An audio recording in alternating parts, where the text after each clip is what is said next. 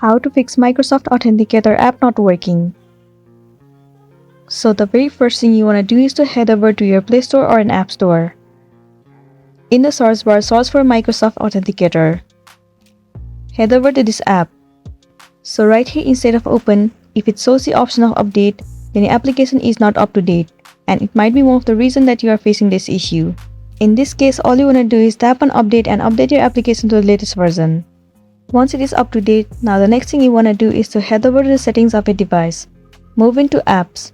Move into this Authenticator app. Click on storage and cache. You need to clear the cache and the storage of this application. While clearing the cache and storage will remove all the unwanted bugs from the app, and it will make your application run smoothly.